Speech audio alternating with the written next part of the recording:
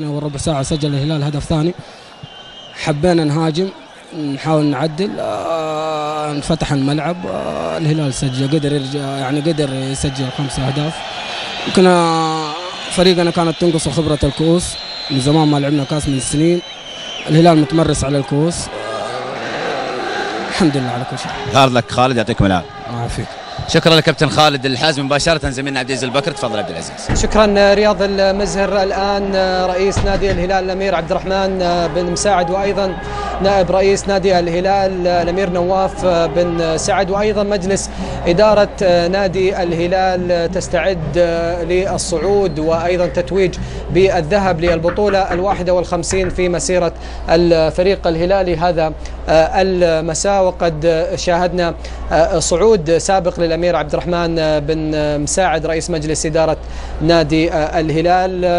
هي بطولة مميزة بالنسبة للهلال، وأول بطولات هذا الموسم الرياضي الذي ينافس على جميع الأصعدة الفريق الهلالي، حيث يقابل النصر في دوري زين السعودي لكرة القدم، وهو أمام رحلة مقبلة للحصول على دوري زين السعودي لكرة القدم. نشاهد قائد فريق الهلال كابتن ياسر القحطاني، وأيضا نجوم هذا الفريق الذين قدموا مباراة كبيرة هذا المساء وتميزوا ب5 أهداف كانت لصالح الفريق الهلالي. اللاعب والهامسون، أيضا ماجد المرشدي قلب دفاع نادي الهلال، أيضا أسامة هوساوي لم ينسى العشق القديم لناديه السابق فريق الوحدة، هو يصعد على المنصة التتويج بروح رياضية كبيرة بارتدائه فريق الوحدة. وأيضا نشاهد اللاعب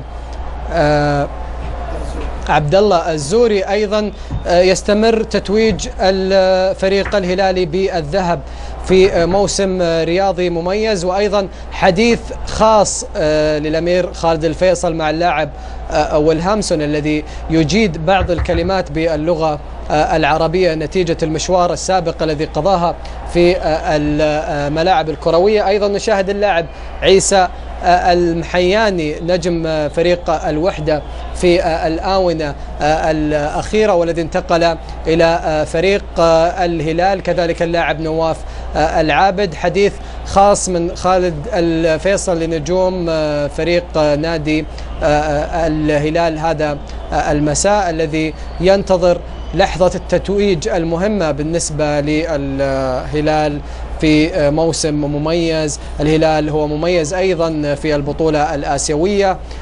أيضا الهلال يواجه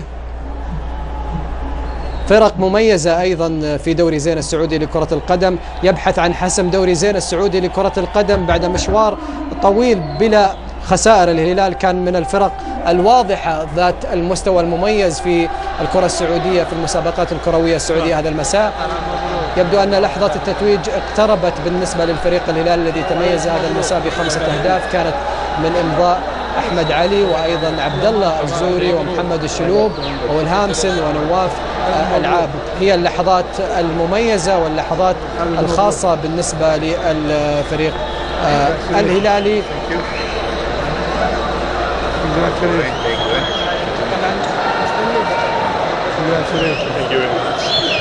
الطبي وأيضا الفني بالنسبة لفريق الهلال الذي حصل على بطولة مميزة في مسيرته وحققها للمرة الرابعة على التوالي. نترككم مع لحظات التتويج بالصوت والصورة.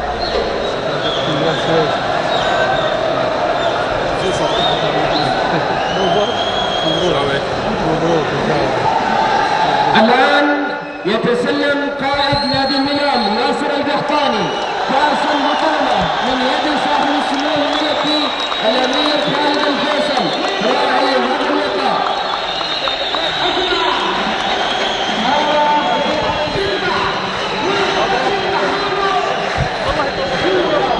الله يبارك فيك.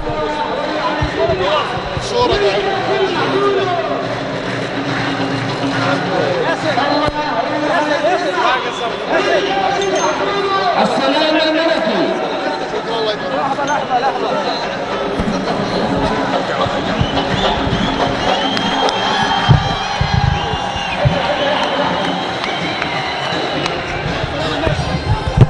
ارفع يا اخي ارفع.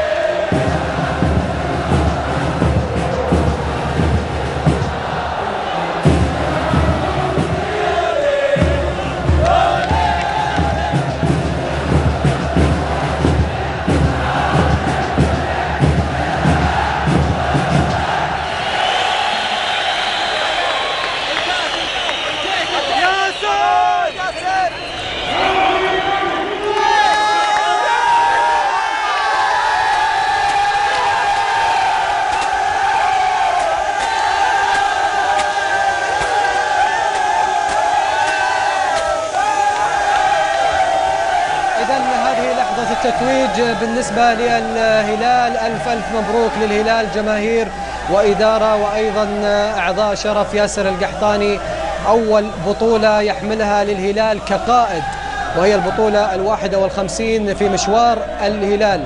الهلال يخطو خطوات كبيرة في تاريخ البطولات السعودية، يحقق بطولة مميزة. ألف مبروك للهلال، ألف مبروك لمجلس إدارة نادي الهلال، وعلى رأسهم صاحب السمو الملكي الأمير عبد الرحمن بن مساعد، وأيضا الأمير نواف بن سعد نائب رئيس نادي الهلال. ألف مبروك للهلال، هذا العمل الكبير وأيضا الجبار الذي استمر في مواصلة وحصد البطولات الهلالية في هذا الموسم الرياضي، وأيضا في المواسم الماضية يأتي نتيجة جهد وأيضا عطاء من لاعبين، وأيضا نتيجة تميز للهلال في هذا الموسم الرياضي. نستمر بالمباركة للفريق الهلالي. ألف مبروك كابتن فيصل أبو اثنين، هذه النتيجة المميزة. الهلال بالفعل هو فريق فارق، فريق واضح، فريق حقق هذه البطولة 3 مرات، الآن هي المرة الرابعة. قد تكون إعجاز بالنسبة لتاريخ بطولة كأس ولي العهد أن تحقق ل4 مرات متتالية.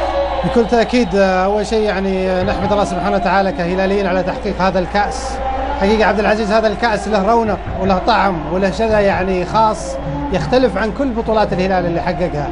لما تحقق هذا الكأس في أم القرى في مكة المكرمة تحديدا، حقيقة هذا يعطي الكأس والبطولة جمالية وطابع خاص يختلف تماما. حقيقة أهني اللاعبين، أهني مجلس إدارة نادي الهلال، أهني الجهاز الفني والإداري حقيقة اللي قاموا بمجهودات جبارة وكبيرة. كابتن فيصل، عفوا ننتقل للزميل عبد العزيز الجميع لرصد أفراح الفريق الهلالي هذا المساء. عبد العزيز تفضل.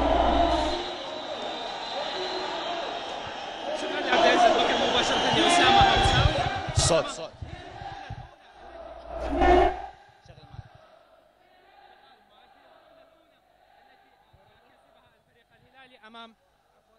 نعود إن شاء الله للزميل عبد العزيز الجميع ونحن نعيش الآن لحظات التتويج ولحظات الفرح بالنسبة للفريق الهلالي. يعود مرة أخرى للزميل عبد العزيز الجميع. عبد العزيز تفضل. شكرا لعبد العزيز البكر، لكن في هذه المرة الصوت يبدو واضحا أكثر. كابتن أسامة، نقول ألف مبروك، هي المباراة الأولى بالنسبة لك مع الوحدة في النهائي وتحصل على اللقب هذه البطولة، ما الذي ممكن يقوله أسامة؟ أول شيء بسم الله الرحمن الرحيم، الحمد لله على كل حال. ألف مبروك لكل هلاليان البطولة، بداية من الأمير عبد الرحمن رئيس النادي والأمير نواف نائب رئيس النادي، جميع أعضاء شرف نادي الهلال، وهذه الجماهير الغالية اللي جات وازرتنا اليوم. أنا يعني اليوم رد علي اللي أو دليل على إنه الهلال جماهيريته في كل مكان، في كل مكان نروح نحصل جماهير الهلال موجودة، ويمكن أحيانا أكثر من تحضر أكثر من مباراتنا في الرياض. نقول الله يعطيهم العافية ومبروك لنا هذه البطولة، هديها للوالدة والوالد ولكل أخواني، لكل أصدقائي، لكل اللي يعز علي، ولكل